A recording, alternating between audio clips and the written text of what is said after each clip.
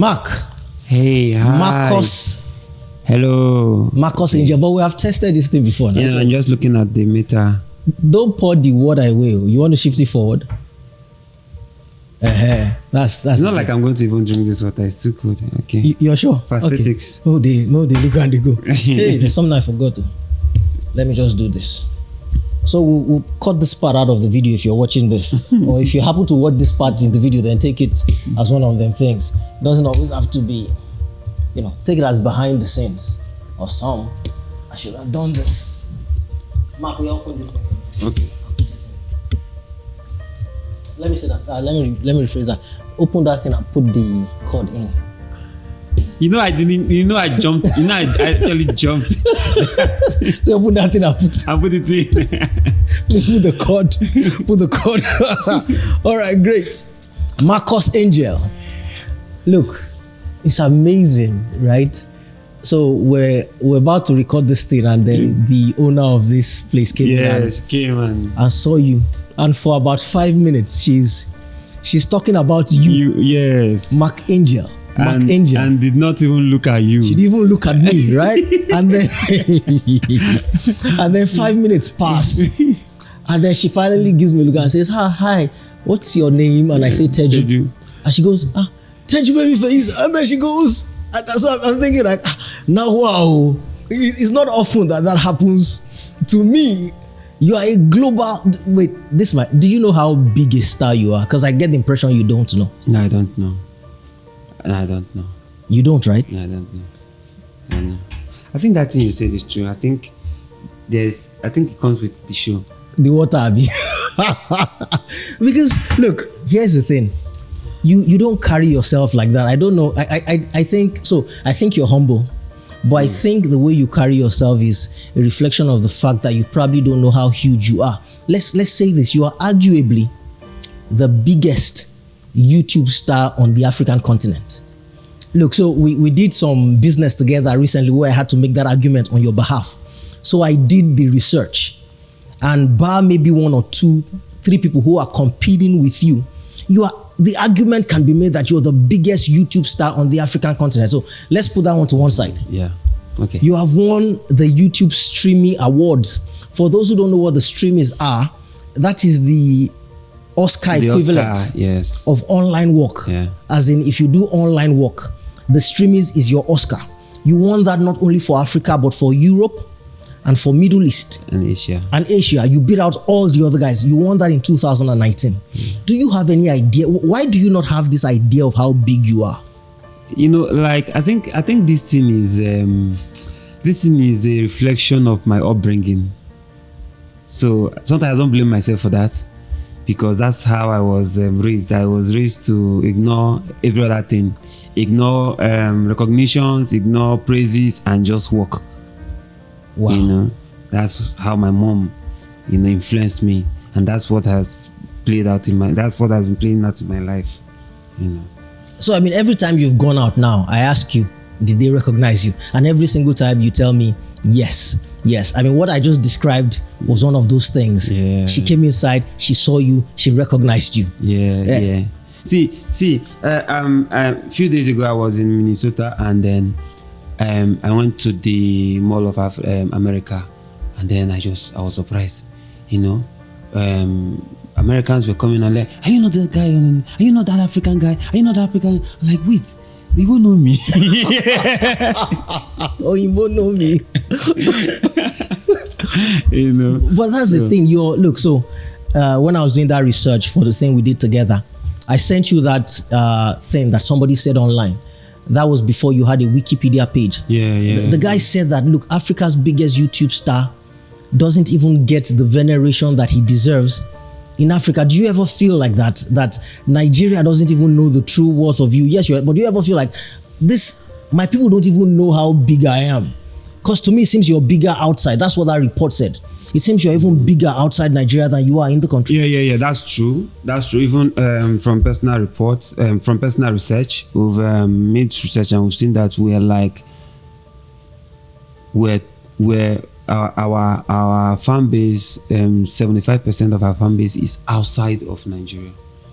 It was shocking that even in the Nigeria, some people don't know me, but in some other African countries, like, Mackenzie, they say that's national anthem in our country. Mackenzie Emmanuel is national anthem in their country. So I think I am the brand is well known outside and inside. And then in order to balance that, you see, for like 2 years now, a year and now, I've been working and trying to balance homemade content, like home consumable content, and the exportable content, so that at least I can have a balance. Make Anu come out one day because say who be that? You don't know him. There's nothing as painful as in Nigeria saying I don't know Mackenzie. He's like, he's from your country. Say I don't know that guy. So that's what I've been doing for some time now. But bro, how did you get here? How have you become the biggest YouTube star on the African continent? How did you do this thing? What was the goal here? Okay, so most part of that credit will be to the fact that Emanuela came on board, and at the time Emanuela came on board, the family content had not become a thing. People were looking for family content, and then kids. Somebody said, a man once told me that if I want to sell anything, I should attach toy to it, and then if one kid buys it, it means that the father and the mother will buy it, and then the siblings are also going to buy it. So I think that's what happened. So most of the people, you see how the lady said that she grew up listening to you, watching your show. So most of the youths right now grew up watching the show, and it's regenerational. The kind of content we created those days were contents that even children of these days will watch and still enjoy. So that's why it just keeps getting new and new audiences just coming. Okay, great. But here's the thing. The way I see you, I refer to you in my head as the Alibaba of online comedy content. Alibaba being the grandfather, the godfather of comedy, stand-up comedy in Nigeria. It wasn't like Alibaba was the first comedian to do the trade of stand-up in Nigeria. It's just that Ali brought a different type of structure and energy into it, and it's that energy that remained for the longest time. That energy defined the space. So you're not the first skit maker, right? But there was something you brought that redefined the whole space. In fact, before you, I cannot readily think of a lot of skit makers like that. So first of all, do you see yourself that way? Do you give yourself that credit? Even in humility. Yes. I remember that I said something one day. I was in the studio Nige.com, and the lady asked me, so this thing you're doing, how are you going to make money from it? I'm going to turn it into an industry. A lot of content creators are going to grow up to me and say, how? I say, don't worry, watch it, you see it. This is going to be an industry of its own. I've seen something that nobody has seen. Maybe I have mentioned it and nobody believes it, but it's going to happen. As at the time, I also mentioned that see the Nollywood, they say, okay, now you're popular, why not going to Nollywood? I said, Nollywood is going to die off. Alaba market is going to die off, and it's going to come back big. It's going to come back on the screen big. But right now, if I go there, we don't have the prospect of big screen. At that time, I don't think Netflix had come to Nigeria. So when I said that, she was like, okay, let's watch out. But now it's happening.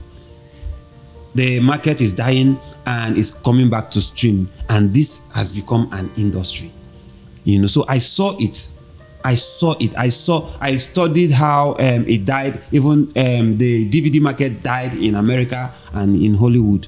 And then I was like, if this can happen in Hollywood, it means that it will happen in every other place. And at that time, India was taking a turn, gradually taking a turn. So I saw it was happening in Bollywood, and I said, okay, this will happen in Hollywood too. So let's go and enter VOD, Really? Yes. How long ago was this? This was in 2016. 2016. Yeah. And how long had you been doing your thing, the Mackenzie thing, before that? Okay, so the YouTube page was created in 2013, but before that, I was a cinematographer. I was in entertainment. I was in Nollywood. I was even an editor in Nollywood from 2008. Oh, I see. So you're an editor in Nollywood from 2008, yes. and then 2013 you decided to take that thing online. Yeah. So of course, creativity doesn't just come out of nothing.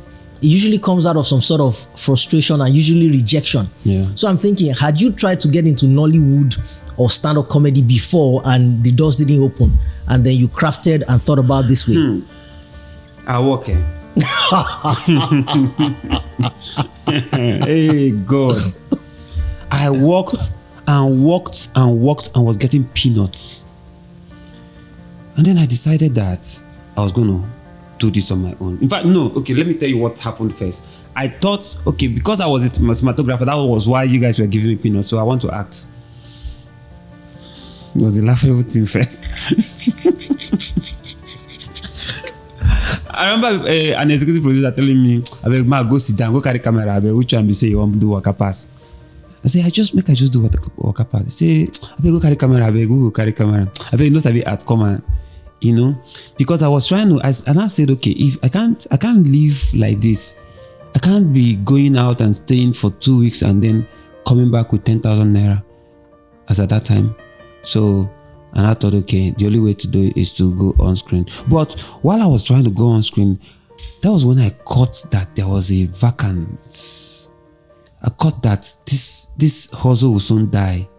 And then there was an opening for family content. So at that time it was Uncle Chinedu, Aki and Popo. Yeah. It was them that were, filling that gap. So, and I thought, okay, so something can happen. We can have kids to influence kids. If we can just have kids to influence kids, then it is finished. Then I started trying to get kids around, and Emanuela was just the star kid that scaled through. And then the rest was history. But you couldn't just have found Emanuela. Who was Emanuela to you? Or who is she to you, so to speak? So, as at that time, I was organizing drama and lessons for kids. So, because I wanted to do Test by Moonlight kind of, dramas. But then, comedy I couldn't even do drama without comedy in it. Like, I couldn't even tell a story. I couldn't even write a story without comedy. And I saw that everything was just funny. There was I wanted moral lessons, but everything was just funny. I said, okay, you know what? I think this is my strength.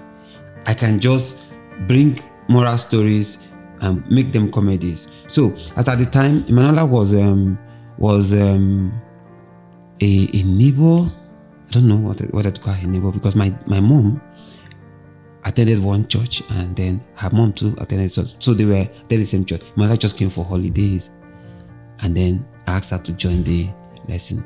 But then I saw that she was too much interested. It was as if the other kids, their parents were pushing them, but she was interested in doing the thing. So at the time, I wanted somebody to act a particular role, right? I tried, and it would take me sometimes it would take me 7 hours to have a kid say 2 lines. So I just asked Emanuela to do it. She just told me she could do it. I asked her to do it. She tried. Then I saw that there was a potential. I concentrated my training on her.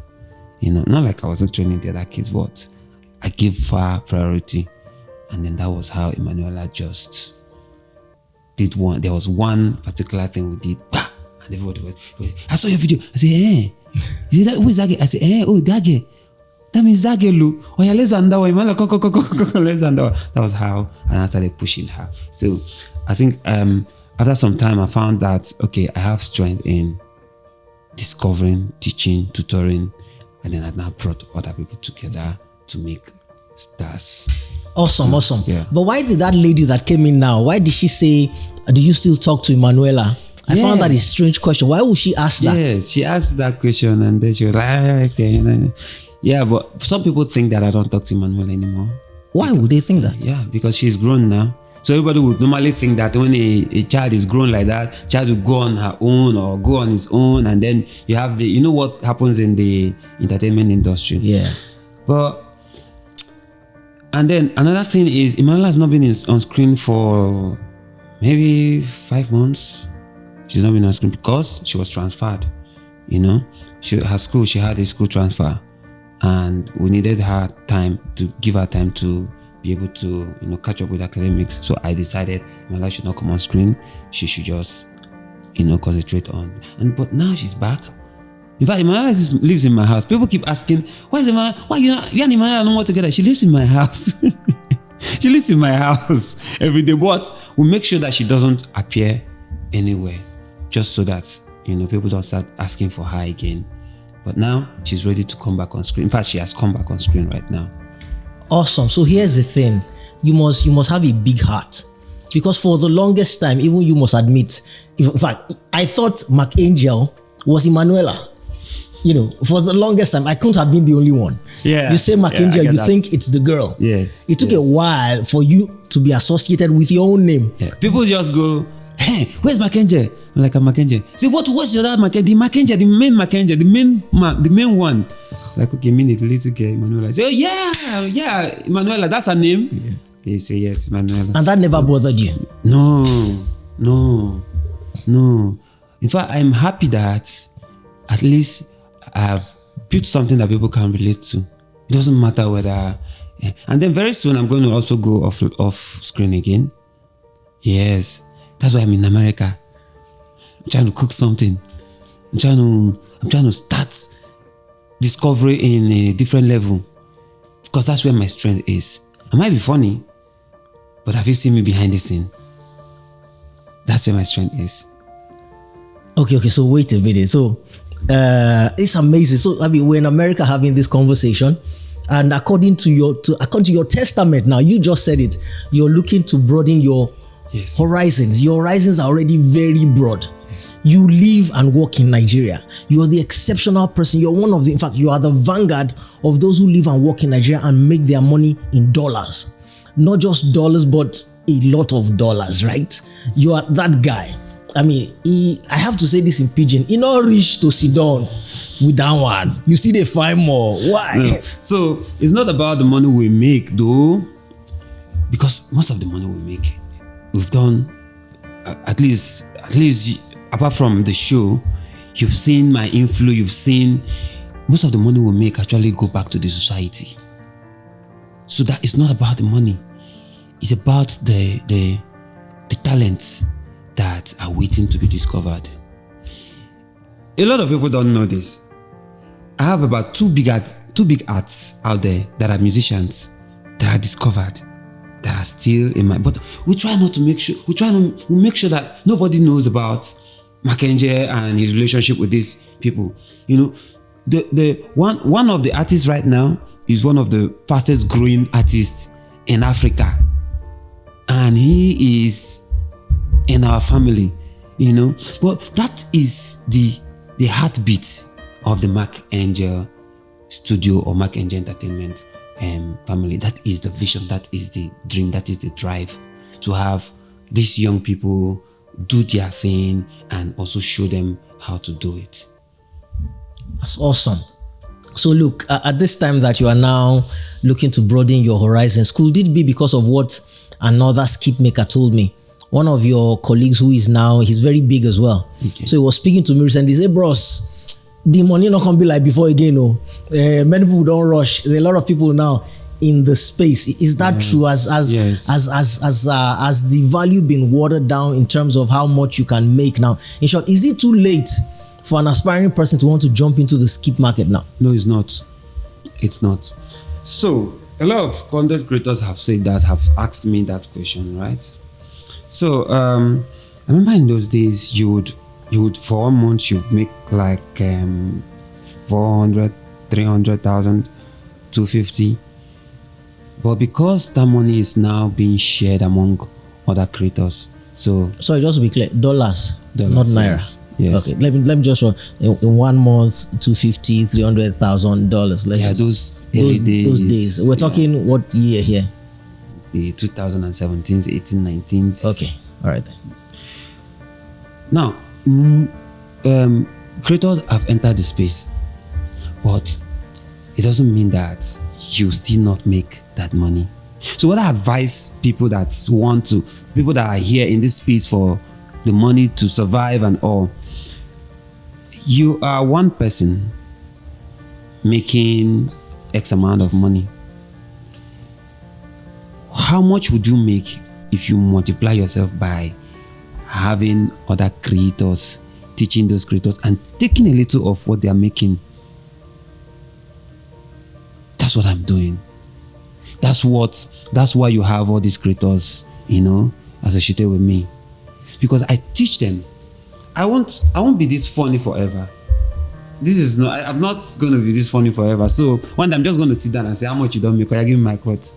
I give me my tithes. So that's the whole essence. So if you have this money is still there. Advertisers are still, giving out jobs to these platforms. So it means that this money is still there, right? And the more creators come in, the more people consume, content, and then the more advertisers come. If you have this bulk money come and you just take a chunk of at least most part of it, you're still making that money. It doesn't have to be you creating the content and making the money.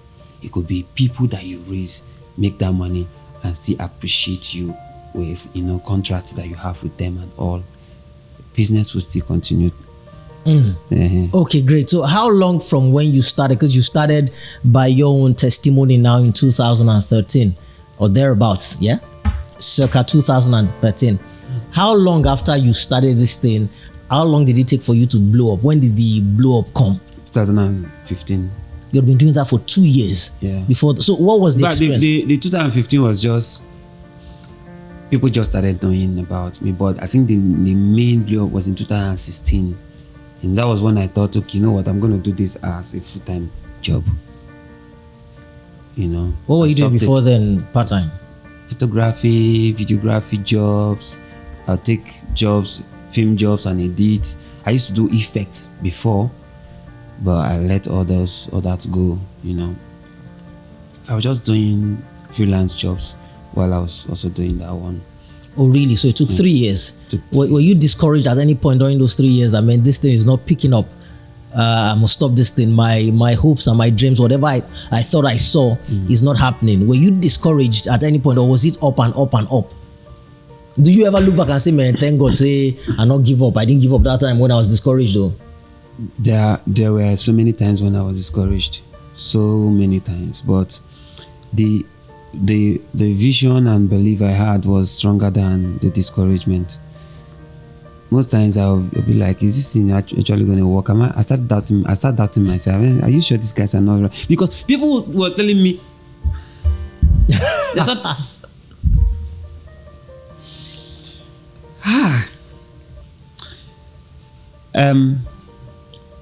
I had this, my friend, Aloy. I will say it on this show. I hope he watches this thing.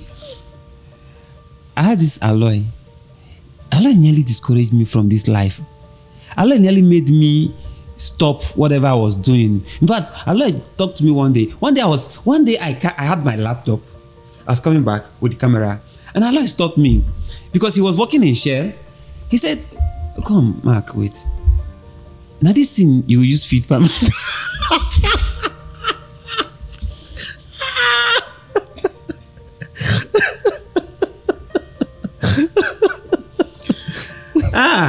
Aloy.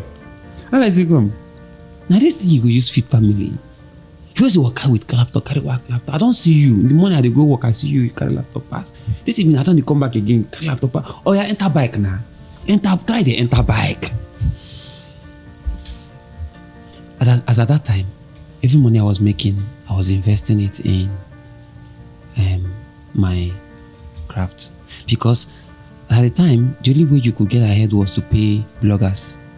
NotJustOkay.com, NigerPit.com, all those bloggers those days, those are the people I was paying. In fact, NotJustOkay.com, I think, was it NotJustOkay.com or one other person that I put on like monthly payment?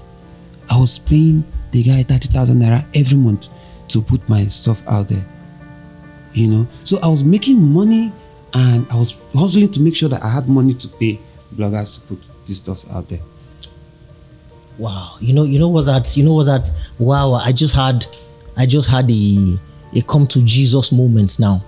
So you were making the content and you were putting it online, then you were paying bloggers to push it for you. Yes. So I was making content and I was paying TV stations to broadcast my content. You. Yes. Exactly what happened.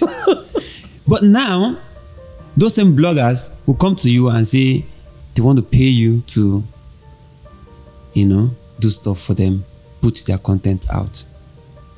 I'm sure it happens to you now. Yeah, but so here's the thing for you. Was there anybody who you remember now who might have been dismissive of you, who was come back now to ask you for something? Maybe they forgot, because people have selective amnesia sometimes. And sometimes it's that people are shameless.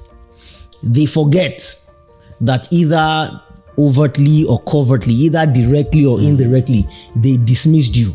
For example, Aloy. Have you seen Aloy since? I talked to him last night. So Aloy works in my construction company now. He works for you now? Yes, he works for me now. So every time I talk about this thing, you know our Nigerian way, we talk and we yab ourselves so much, and then we'll go back to business. But then there's one particular instance that I always use to talk to people. So don't leave your craft. There was a girl. I don't know how many people remember this video that Emanuela was sitting down with a girl on the ground. They were playing, and then somebody was just polluting, and then they were and like, who mess, That video, the day I shot that video, I spent about 8 hours there having them say those lines. There was a girl. When we started, the girl was standing by their house, and then I think in the evening the boyfriend came and was like, what are they saying? Don't mind these people. This is rubbish way these boys just do. Every time just they carry this girl, they carry camera, they put for. She said it so loud. She wasn't even making it. She wasn't even trying for us not to hear it. She was saying it and was looking at us. And it was weird because I couldn't look back. I was like, oh God, Jesus. But that girl said that thing discouraged me. And this nagge way at the eye kwa.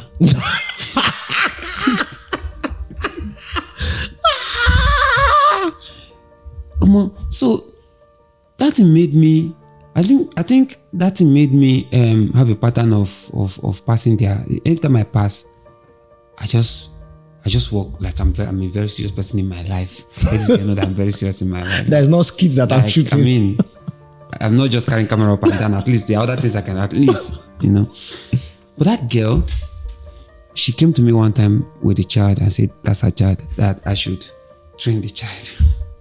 In acting. That same girl.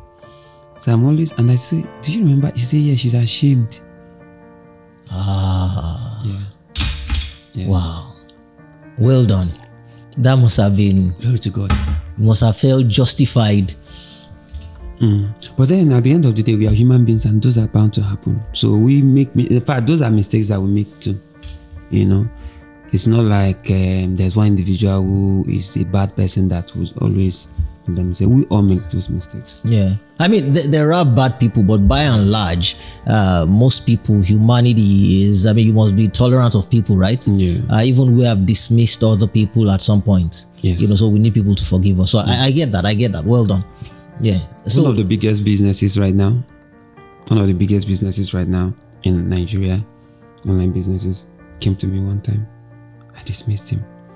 I entered at a very late, the reason why I'm not on the table, on the executive table, because I didn't enter at the right time. I dismissed because I didn't see what he was saying. It was later I said, wait. What did this guy just tell me? By that time, other investors had bought into it. So everybody does that. Everybody does it. That's good. Look, so you're not just a skit maker, you're a comedian.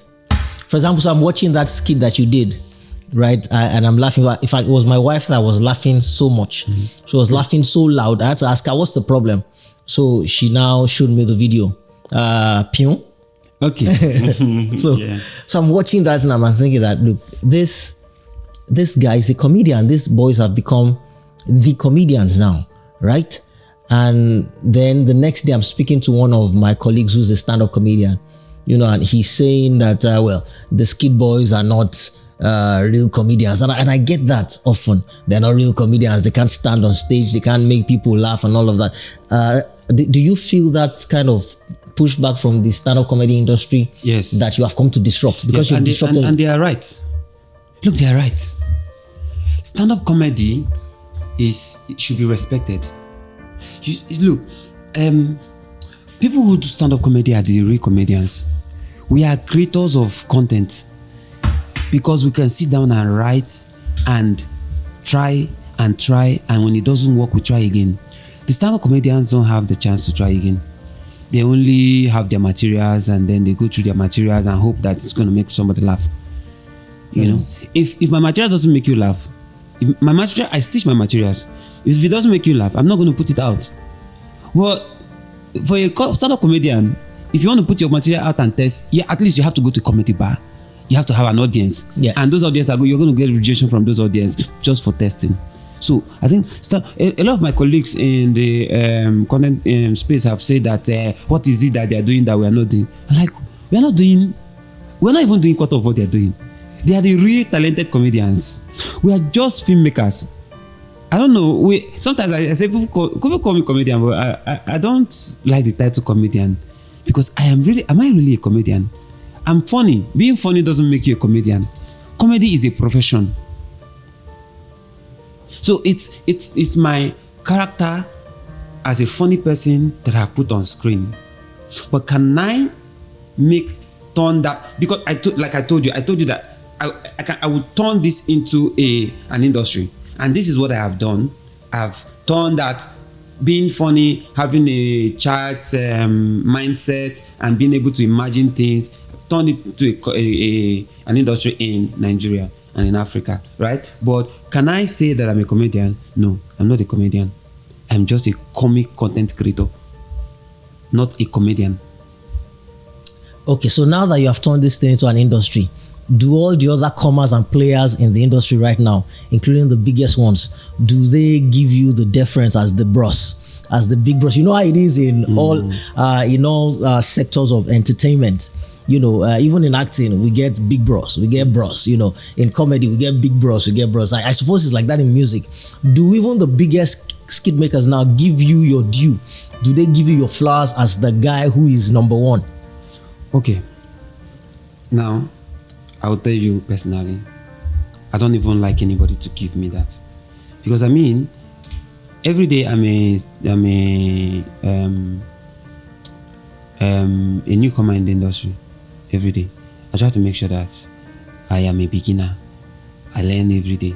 If ever I see myself as somebody that actually, that's a work that I've done. I've set a path, right? And now I am even following that path. I'm even making entries to that path. So you see that in the past few years now, I've been changing the dynamics of my comedy. I've been changing. I go from this type of comedy to this type of comedy. But we have created an industry already, right? So I'm an upcoming every day. Yes, that's the truth. I'm an upcoming every day. So had it been that kudos comes with money, with a levy, I'll be like, yes, you guys should bring the money now. Bring it. I'm the boss here. But it doesn't come with it. So it's useless. It's one of the most useless things, because it will even discourage you. It will even lower your morale to hustle. When you start seeing people as newcomers and that you've been here, there are things you can't do with them, because you feel like, how would this person now feel if I beg him to help me do this thing? So, and that will now make you want to say, come help me do this, without begging the person. Do you understand? I get that. I try to make sure that I don't even remember it. I don't even remember it, because every day I am new to the industry. Every day I am looking for ways to get help from the people that others will normally call the newcomers. They are my bosses now. So, along the same lines, another stand-up comedian told me that, look, I wish that in the stand-up comedy industry we had the unity that the skit boys, that's what he said, the skit boys, the content creators, that they have a unity, they always help themselves. In fact, he said that people have some sort of informal association of sorts going, that when one skit maker is coming up, you pull him up or you pull her up, and so on and so forth. When one skit maker is doing something, you see all of them there, and so on and so forth. It's not that way in the stand-up comedy industry. Yes, we do support each other, but it's almost like in cliques. So this person has his own clique, and then his people come out and support him. That person has his own cliques. You won't see them crisscrossing and all of that. So is it true? Does this, this unity, does it exist amongst all skit makers? Yes, it does. And that's mostly because there's no competition in skit making. You could have a show today and that person will have a show the same day as a stand-up comedian, but we don't have such thing. If I release my video today and you release your video today, the same people that watch your video will go and watch my video. So there's no competition. So we don't even see the need for anybody to even have clique. That's why we help people, because this industry is so big. We can't even serve. We can't serve the audience. It's so big. Everybody's on his phone now. Everybody is looking for something, looking for content, looking for something to watch. So in a day, an average person consumes about 2 to 3 hours of content, and we're making 33 minutes of videos. How many comedians or how many content creators would have served one person? So you see that it's large. The space is too big. You can't have competition. In fact, we are making now. I have about 13 YouTube channels, right? And we are dropping content on those YouTube channels individually, and it's still not enough. It's still not enough. People still want to consume content. You make a 30 minutes content, like, that is too short. People are bored. People want to do something. People are bored. They just want to watch something. People want entertainment in the world. So you can't have that competition. It can't happen. Even if somebody wanted it, it will never happen. And I know, I hate to call content creators skit makers. Skit making is stereotyped. Skit making is stereotyped because a content creator is somebody that will just turn anything into content, entertainment, right? So I know content creators are watching me now. There's been an instance, they will understand, only them will understand this thing. When somebody came to bring division among us, came to come and form cartels, and we stood together, held hands, and said no. That actually happened? Yes. Somebody came, wanted to come and involve with the government and all. We stood together, we said no. Stylishly, everybody just dismissed it. And we call ourselves, say, you see that guy? Man, I don't mind those people. Nah, government. We talk to ourselves like that. If something happens now, the government has tried to fight us. But they don't know that we have meetings. Sorry. The government has tried to fight you? The government have tried to fight us. They brought tax and, unreasonable taxing without infrastructure, without trying to even make any input. They wanted to tax you? Yes. They came with one association, they came with one parastatal to come and tax us. And we stood together and we say, see these people, we'll dribble them. Because we are very intelligent people in Nigeria. There's no kind of policy you put together that will not read and find a way to, run away from, or find a way to, stand against. We read the policy and we're like, okay, since this is how in Igbo language they say, that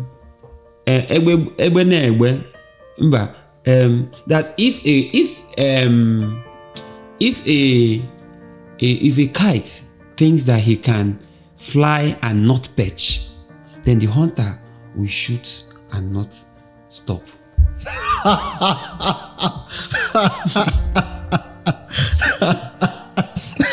I like it. if the bird thinks that it will just continue flying without perching. Without perching, so that the hunter cannot get it. No problem. The hunter too We'll keep shooting. We'll see who gets tired first. Yes. So that's what we content creators too have done. If they think that they can keep coming up with ways to to control, because this is control. They are trying to influence us because they've seen the voice that content creation has. So they are trying to influence us. It means that if we allow them to tax us, they are going to shut a lot of people down. They're going to shut a lot of people's mouths, So in order for them not to gain that entry, we also find our own lawyers to advise us and tell us, okay, if they bring it like this, we go this way. They come this way, we go that way. We are like 5 steps ahead of them. We are seeing loopholes that they will never see, and we're using those things. They will never. It's Nigeria. We are united. We are as united as you see that it's hard for even politicians to influence us as a unit. You can't, because I think everybody in that space has sense, and then everybody just talks. We just talk to ourselves. You see what that guy they do? See what they do? Man, I don't mind them. We just pretend. Yes. No put stamp. Really? No just gonna no put stamp. Wow.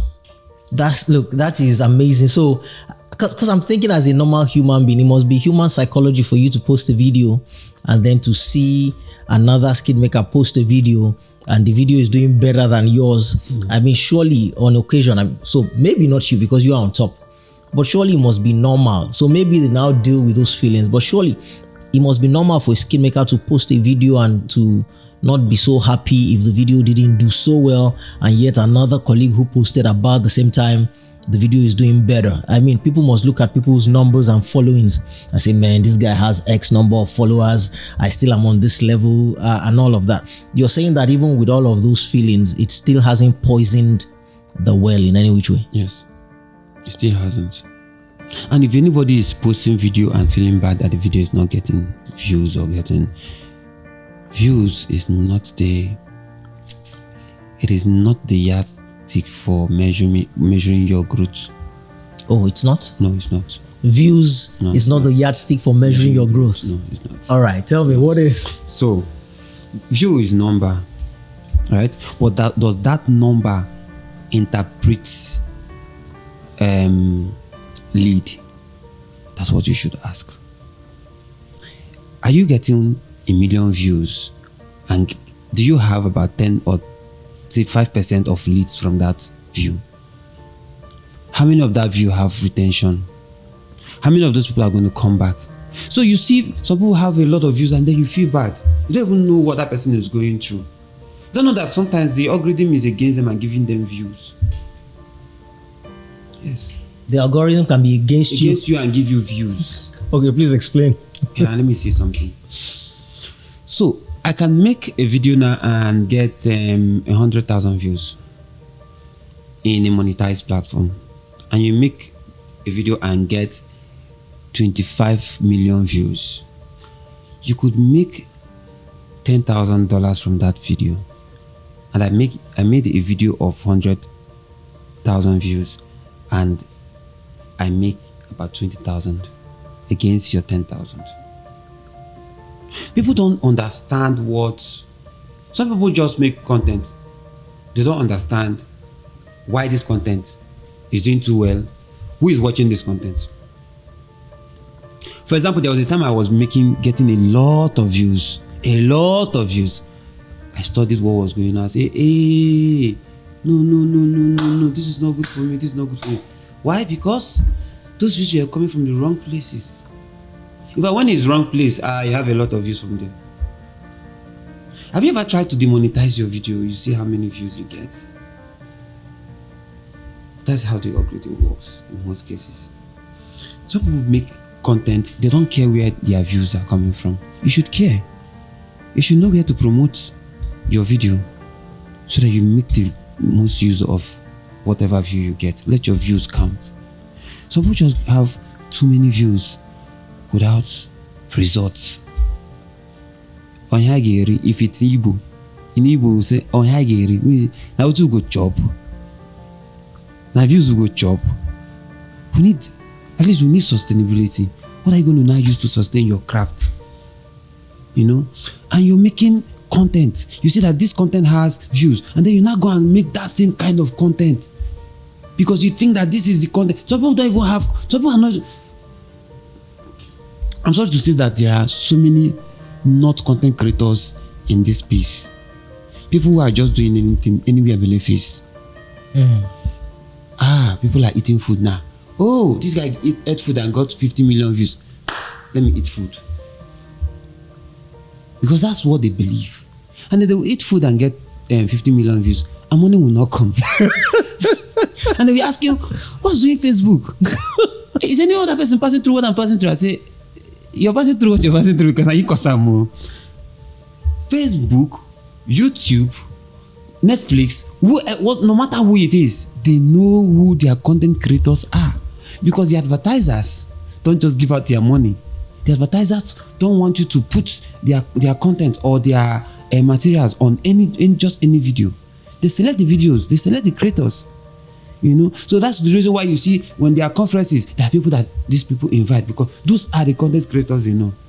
Not just because people are making content, you just jump into it and start making it. Okay, so what are the wrong types of views? Where, for example, don't you want your views to be coming from?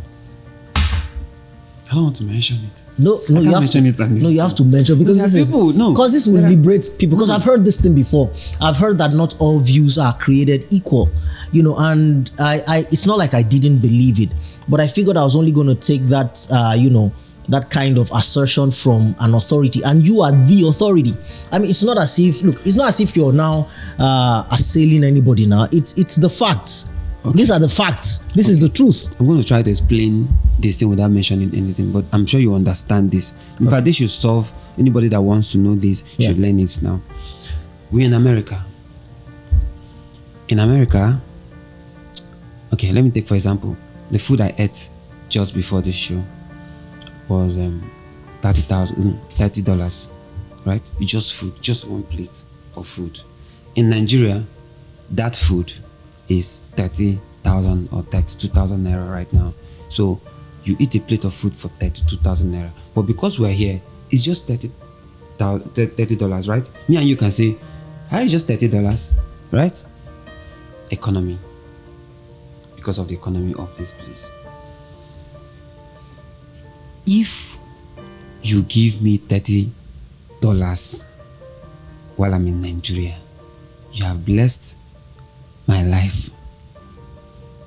If you give me $30 while I'm here, now Oga, take your change. I see your money for grand. That's what it means, right? So I carry a bunch of change in my pocket.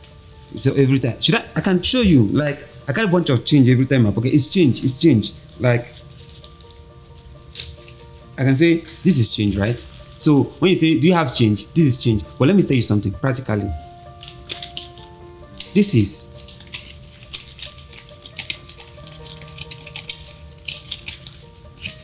is about 70,000 naira. This is somebody's salary in Nigeria. Abi? If my money is coming from Nigeria, what do you think will happen? So for example now, advertisers are advertising in Nigeria for 1,000 naira. There's a 1,000 naira per day advert. I don't think there's a $1 per day advert here. You can't do a $1 per day advert.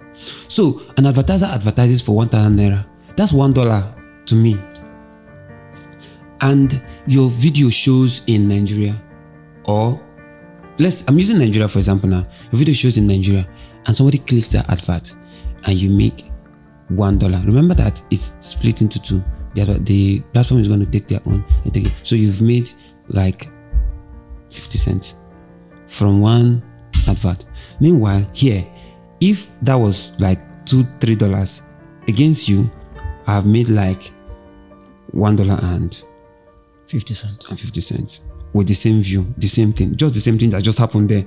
It's just that it happened here, So do I want my content to be coming from, or do I want my content to be mostly viewed where there's no value to it compared to the international markets, compared to international standard of living? Do I want my content to come from those places? No. So if 10 people viewed that, mean that you made $5. If 10 people viewed mine, I would have made like $15 from the same views me and you have. So what I need to make $1,000 is not what you need to make $1,000. So you can have like 1 million views and I have just 100 views and I make more than you. Because my content is viewed in S and X locations, while yours is viewed in other locations. So my aim is to make sure that I make content that some people, like my creators, I tell them, don't speak pidgin. Anybody that speak pidgin, I make sure that they don't post that thing. Some of my creators who post video on their platform, I'll go and see they speak pidgin. I'll go and tell the manager to bring it down. Because why? If you speak pidgin 3 times, your algorithm will see that you're speaking pidgin and we carry your video and show to the pidgin speaking people. And who are these people? The people that the Bulaba economy.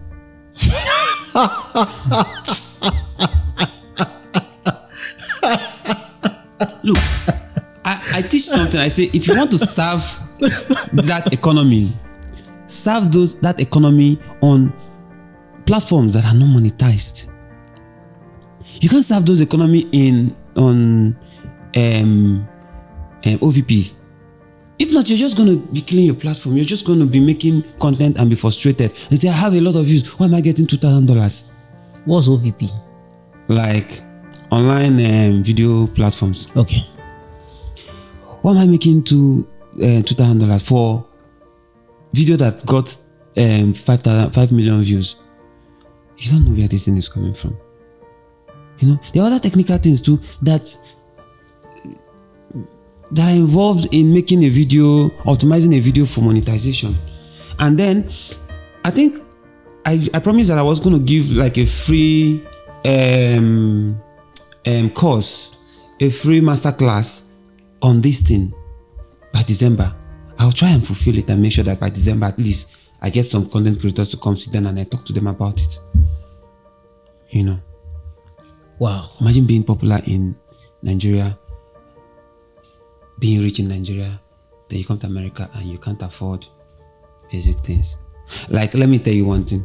I went out yesterday with friends and we ate. After eating, the bill came and it was $82. And I wanted to pay, and then the Nigerian man in me just came out and said, hey, Jesus, wait, we use 82,000 naira chop.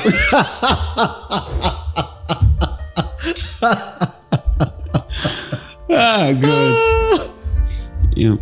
So, but then I can sit down here and talk about money, but at the end of the day, I just also want to mention that content creation is not about money. It's about happiness. It's about being able to laugh while you make other people laugh. Like when I say I'm talking about comic content creation. Okay.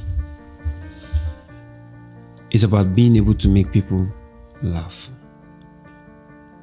In fact, in order to be safe and live long, make sure that if you're a content creator, most part of your money go to the society, especially orphanage homes, because you don't even know how your inspiration is coming. If you were alone, sometimes you be alone and want to think, you can't think anything. So that thing is mysterious. I always advise people, make sure that you're not making money and using the money. I mean, you have to use the money, drive a good car or something, but that is not what is important. What is important is the place you come from, and the reason why you're a content creator is that society. That society made you. Most of the videos I have made, the inspiration came from my society. So I think I feel like I'm working for the society where I come from. I feel like I'm working for the people who are less, who do not have the privilege, to work. So, and that is what has kept us, every day we are like upcoming content creators every day. Like upcoming content creators. Normally we would have been tired, but we remember that there are people that are going to go hungry. We don't give up. So you should have a drive, because content creation is weary. It can be frustrating. Sometimes you might even just become depressed. You might get depressed. It gets lonely. They say lonely at the top. Yes, it's very lonely out here. So you have to have something that will keep the blood running and circulating. So anytime you think that there are children that are going to go hungry if I don't do this, you just get up from your bed, open your computer and work. You know what? That is solid advice. God bless you, right? Giving back to the society. There are children who are going to go hungry if I don't work. There are families who won't eat if I don't work. Yeah, great. But I think that may also be because you are not married yet. Are you married? I was once married. It's like I've never said this on any podcast anywhere. It would have been disrespectful to even say, look, I got married in secret. And I was divorced in secret. So people are like, we think you're married. We think everybody thinks you're. Why don't you come and tell us that you're not married? I'm like, it would be disrespectful to not tell you that I got married. And then when I now get divorced, and I bring it to you. Like, why should I even bring my marriage? Why should I even tell you that I'm married? In fact, why should anybody even say that he's married if it's not for documentation purpose? If it's not for immigration or for official use, why should I tell the next person that I'm married? You're not part of my family. What you know me for is not marriage. What you know me for is content creation. Let's continue in that light. Let's have a relationship like that. Right? I make you laugh. I give you peace of mind. Let's continue like that. Don't try to come to my family to know whether I'm married or not, or what drama is happening in my family. It's not your business. I tell content creators, and that's the reason why you see it's hard to have any content creator have any marital scandal. It's the big people that are having it. We can't have it because I have meetings from time to time. If something is happening, I advise. I tell people. I make sure that we don't have that in the industry, because we are good people in this industry. So we should keep a clean record. People should stop asking us about our personal lives. But that's a good kind of ethos and mentality to have. To separate the personal from the content and the profession, as it were. Yeah. But now I'm curious, because you're 32. You've been doing this for a while, so you started this young. I mean, you must have been doing this since you're maybe about 23, 24, at least content creation full time. And now you're divorced. How long ago was this? I don't even want to say it on. I know. But so this is what I want to know, because you're young. So here's what I'm saying. They say that successful people make decisions very fast. And once they make a decision, they usually don't change their minds. It's one of the hallmarks of successful people. They say unsuccessful people, on the other hand, take a long time to make a decision. I'll think about it. Think about it. And then when they finally make that decision, they will easily change their mind again. Yes. That's hot today, cold tomorrow. So it's just very, very impressive that a 32-year-old got married and in that short space of time decided this will not work out. And that for me is just impressive. I mean, how do you have this kind of clarity in this short space of time? Because usually you find people being in this marriage then they will be about 50 or 60, then decide we don't want again, especially when there are kids involved. So that's why I'm wondering that at 32 you knew, you had enough clarity to know this is not going to work out, and you jumped out of that. Yeah, that's especially because I married a very mature person. So it takes maturity to know that marriage will not work out. So when people stay in marriages, it means, let me tell you one joke. They say that most marriages are just one guy stitching marriage. So the guy slept with the girl and doesn't have the heart to tell the girl that it was just I slept with you, and then they just get married and give birth. Start again. Because I'm not sure that somehow, this stuff is so good, I'm not sure it entered the camera. Marriage is just one guy.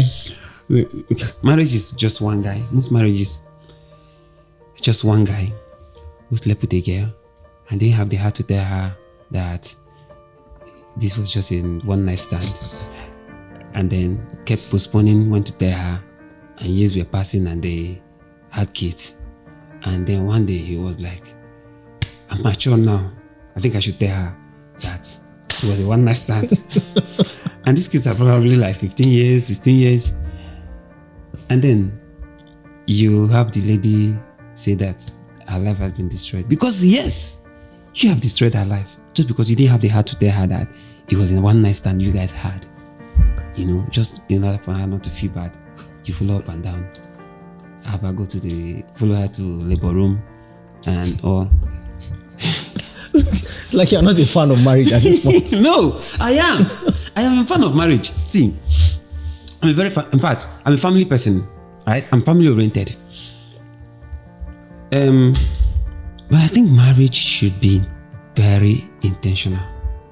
Too intentional that if there was chance, they should have a playground, like you should have a playing ground for test of marriage. Like, let's test this marriage. Like, let's test it and see what that's marriage. We just know that, okay, those are couples, they are in their test period. If it doesn't work, cutting is not enough. Like, engagement is not enough. I think they should have like fake kids.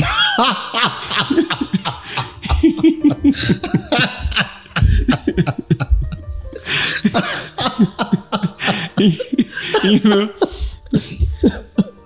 fake kids, pay fake rents, and just, you know, like have it play out the way it's supposed to play out in real marriage. You know, the way you do drills, the way you do military drills. Yeah. Yeah, I think that should, if there was a way for that to happen, so many people will not be married to the people they are married to right now. You know, that is good. Well done. I liked. I enjoy that.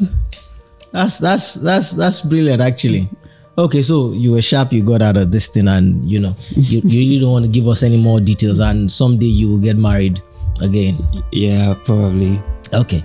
So how is your dating life? Are you a one man? Are you enjoying the dating scene right now? Okay, so dating. Let the truth be told. I always say that I don't like lying about anything. Yeah. See, I don't know if I'm dating now or not, but I'm in talking stage with a lot of people. So it even gets confusing. And that this mistake I'm making now, I imagine that you realize that you're making a mistake and you just don't know how to get out of the mistake. I have babe 1, babe 2, babe 3, babe 4, babe 5. You're in talking stage with all of them. And today you're like, I think it's this girl that I'm going to just continue with, and then I'm just going to leave these other ones. And then you see something that you don't like, and you're like, no, wait, I think it's this one. And then she calls you back, and you now see that that's what it means. I say, okay, I think I misjudged you. And then babe 3 is like telling you, it's confusing, right? So I think that is the reason why I don't take it too seriously. Because if I take it too seriously, I might just jump into another marriage that will not work. Because at my age, anybody that sees me and say, I want to date me, they're always thinking, okay, I think he's about to settle down. I don't want to waste anybody's daughter's time. Hey. You know, waste somebody's daughter's time. Let the person not think that we want to get married and all.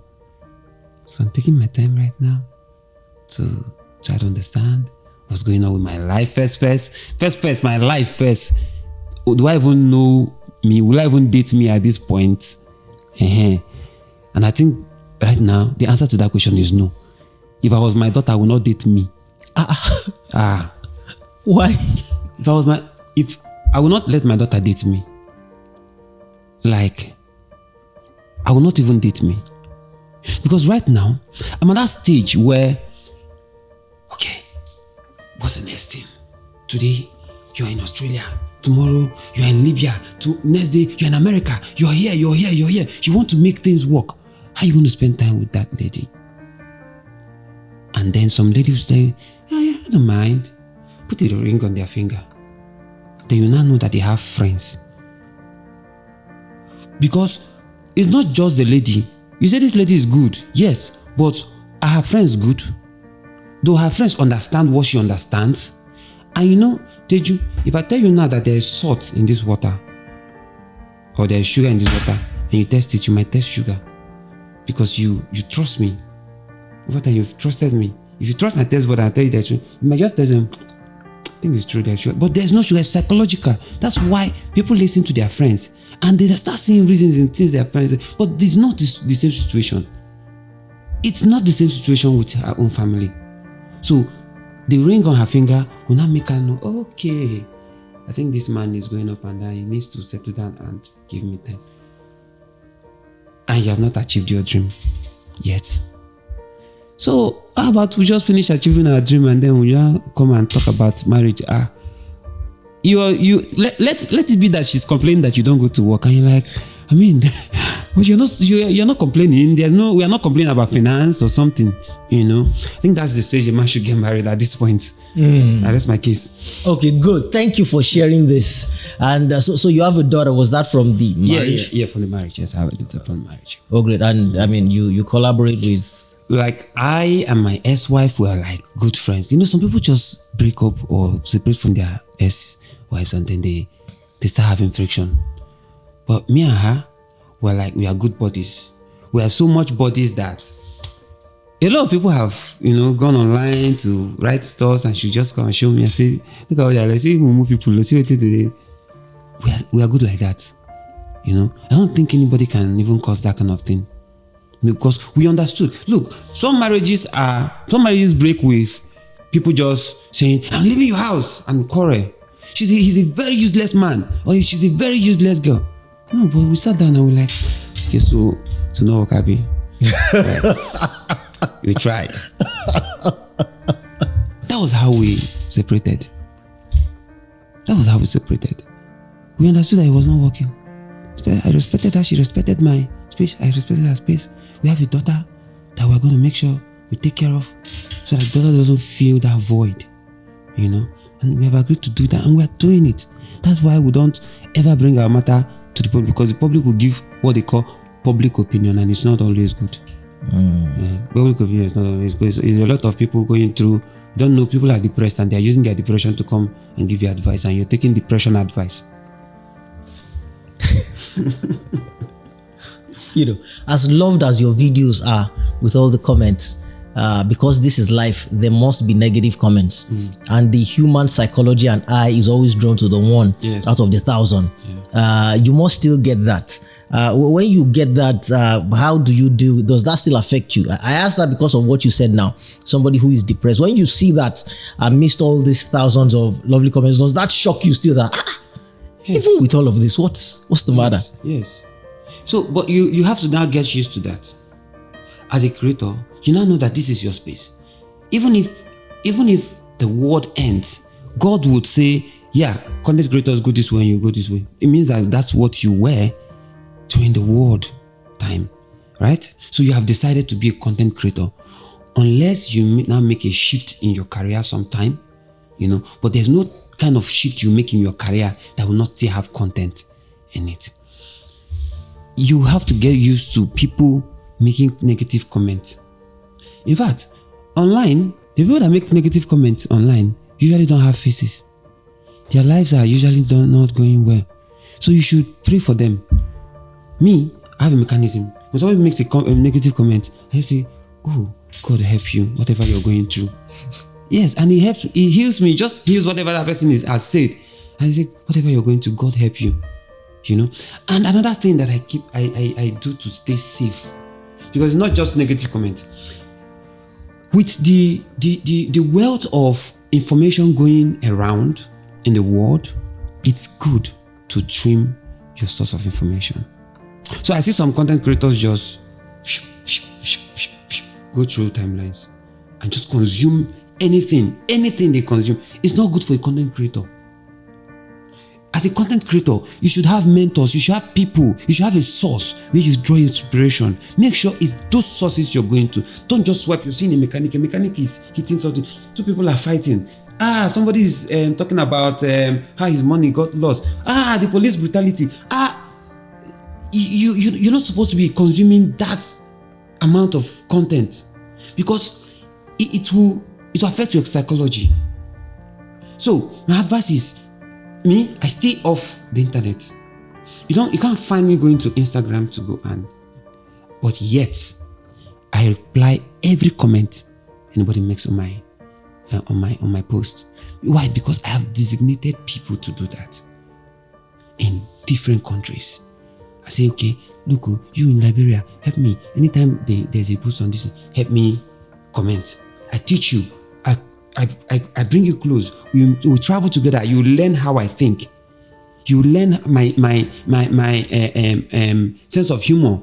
Where I draw sense of humor. Where the limits to where my sense of humor. That's why sometimes you say, somebody meet me, you say, I made a comment, you replied me, and I say, yeah, wow, yeah. What did I say? Say, yeah, you told me. Say, wow, definitely 100%. I said that. I did not say that. I did not say that. I did not say it.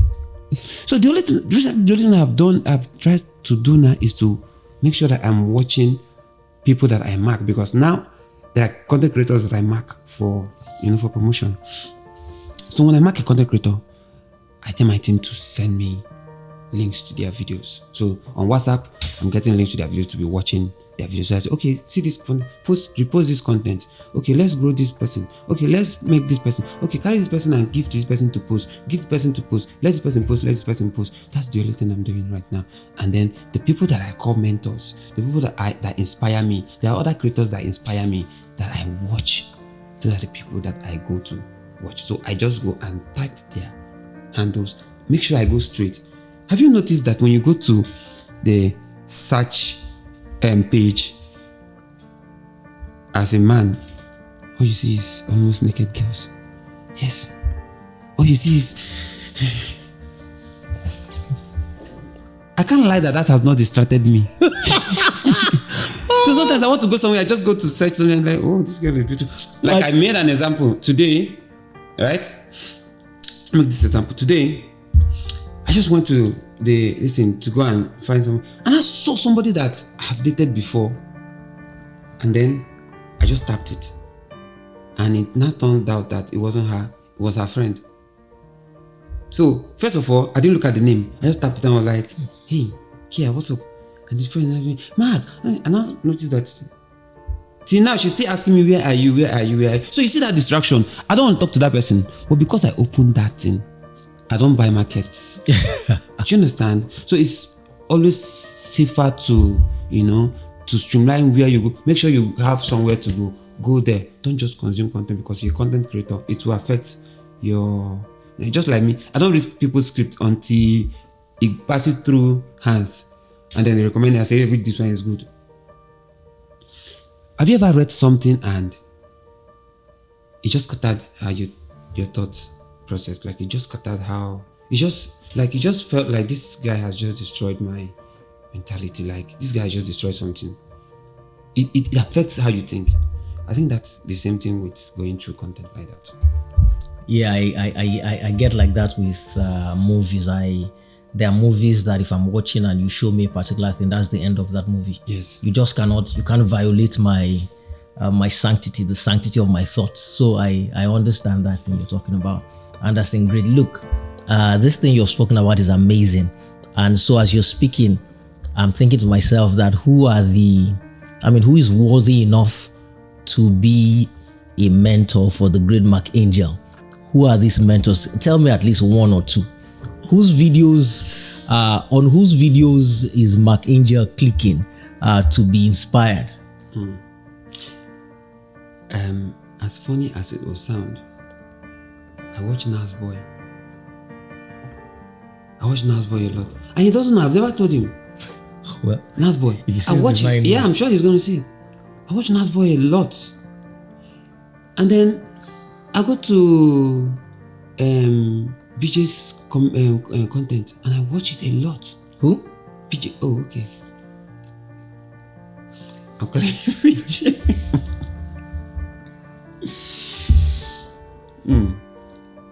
Okay. I watch Nas Boy. In fact, most of the people that I watch are even creators that you say just that entered the space, after me. I watch BJ, Brain Jotter. We'll call him BJ. Okay. Yeah, personally, we'll call him BJ. So I want Brain Jotter a lot. And some other creators that are even entering, and then some foreign creators that I watch. You know why I don't want to mention like everybody I watch? Because here's the truth. This is what I do sometimes. Because I'm studying the people, I study how they think. For example, I love Brain Jotter so much. But I love Brain Jotter that if Brain Jotter was a girl, I would date him. So yes. That may just be the statement I capture for this video. If Brain Jotter was a girl, I'll date him. That may just be the headline I'll capture for this. So, I watch this and then I study the way they think, and it helps me to direct my thinking. I might just be thinking, okay, I'm going to create a content, and then this content is going to be like this, and then I just watch Brain Jotter, and I'm like, oh wait, Brain Jotter put his own on the right. That means there's a reason why. Sometimes I go as far as calling him, guy, you get one video where you create. What if make you do this? I take think, and what if even they think? Say, okay, no, you get what I just see. So okay, and I go to that thing and go and find out other things that maybe he perhaps did not see, and go and study. Sometimes Brain Jotter has a content line and he's like, guy, see here, you get what you just enter my mind now. Just imagine say somebody just do this, you think about them, and we'll just start thinking about it. And from that one thing that we say to each other, we'll get like 5 different content. And we'll just share the content. You take this one, me I will take this one. Do just do this one, And that person is shame. Shame is also somebody like that. So there are people that you watch that you know that as you watch them, you'll not regret watching them. You just know that you get something from watching them. And there's some other foreign creators too. Awesome. Okay, so before my final question, remember when you said that you weren't going to drink that glass of water? I finished it. They don't know. I think it comes with the shoe. Yeah, it comes with that. That's it. All right. Oh, it comes with talking. It's the king of talk. You will drink water now. That's why we give you the water. Okay, so you came to my place yesterday. You're about to go. We order an Uber. Yeah. And the Uber comes and looks at me and says, hey, Teju face. Yeah. Somehow they always leave something out. Is it that Teju baby or Teju face or baby face? So I need to have left, It's normal, don't worry, from day one. It says, Teju face. And then he looks at you and says, hey, blessing. I think I was going to say Emanuela. Okay. Yeah, so then I was going to say Emanuela. Then you said, no, Mark Angel. Yeah. He said, yeah. So I want to ask you, surely Mark Angel is such a sweet, almost perfect name. That could not have been your name from birth, right? This was something you crafted along the line. Yeah. So, I mean, what are your real names? Okay, my name is Chidebere Mark. And then the Angel, I got it from my dad. So they used to call him like Angel. I'm like, you know what? I'm gonna choose what I answer. Call him Angel. Okay, Black Angel. I can't say Black Angel. Can't be Mark Black Angel. No. I'm gonna answer Angel. So my dad put up a fight. He said, no, you're gonna answer my dad's name, my father's name. I said, no, I'll answer your own. If you like disown me, I'll answer your own. And the Angel is quite, because I thought to myself, I said, because the dream now, I've come to America. I've told you things I want to do. And the audience that I want to attract. Even as simple as Mark Angel, they still mess up with it. Like, Mark Angel with the E or I. How is Angel with E or I? How is Angel with E or I? Oyibo is A.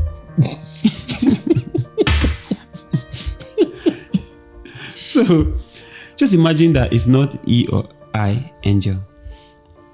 It's not something like my native name, like my very long name that even I find difficult to pronounce. Just imagine that it's that, you know. It will be like I'll be spelling my name just like my friend does in America. Say, okay, what's your account name? And he spells it A-E. I said, just call it for you. Say they will not understand. They will not. You will spend 1 hour here, right? Because I want to also be able to influence. I'm being honest with you now. You know, some people, I've said this thing to people and like they judge me like, so you mean you left your father's name? I say, but that, I'm still answering my daddy's name. Is he your daddy? Oh wow! So, and I noticed that nearly all your documents are actually Mark Angel. Yes. When did you make that change, and how long did it take you? In secondary school. So I made it in secondary school, but my principal said no, she will not change it. She will not change it because my name is Chidi Ebere, and I changed it to Mark because when I registered in school, I didn't bring up my English name, so they just used my Chidi Ebere. I say, you have come here, you have changed Chidi Ebere and put you have changed Chidi Ebere and put it as middle name and put this one here, and now you're telling me Angel. I will not do it. It's okay, no worry. I'll go to court when I finish. I'll go and change my name in court. Don't worry. I got a piece. So recently, there was something that happened that I needed to get my results. I went to school to get my result, and she said, I see that you changed that name. You finally changed that name in life. I said I was going to flog you. I need that. Let me flog you. It was a very funny thing. She actually flogged me for changing my name. Wow. She's such a hilarious woman. All right, Mark. I was waiting. I said whenever the water was done, then we'll end this episode. So drink the rest. There's about a drop left. Mark Angel was awesome doing this with you. I don't talk for like 2 hours. Nah, it's not up to that. Okay. But thank you. It was awesome. All right. It was awesome. I'll finish my own too. And I still have quite a bit. A very nice show. Thank you. I'm glad I hope that what I have said will contribute to the GDP. Yes. Of the GDP world. of the world and Of the world. But wait, before you go, one final bonus question. You must be one of those guys who are not weeping that the naira is dropping against the dollar every day, since you're making dollar and you're living in a naira economy. No, ordinarily we think that I am. I'm also weeping. Because for two reasons. In as much as we want to say, okay, we're not making dollar, we're not making naira. It's our country. I come from that nation and I'm a very patriotic person. Very, very patriotic person. In fact, I spent millions, if not in hundreds, in the last election. But all that fell to the ground. Secondly, I have small businesses here and there. I'm a farmer first. A cattle area. I'm sure nobody knows. People don't know this. I rear cattle. It's affecting the business. It is making food scarce. Because normally, before, we would sell cows for, say, 300, 350. But now, we have cows going as high as 1.1 million, 1.2 million. And then you now want to buy 10,000 naira meat, and they give you 2 pieces of meat. And your salary is 100,000, or your salary is 50,000. It means that you have to eat meat once in a month. So, who want to, even if I was not from Nigeria and I heard this story, I would sympathize with this story, and I would not want that to happen to anybody. So it's affecting me. I am willing too much. Good man. Thank you. All right, that's it. We're out. Hey.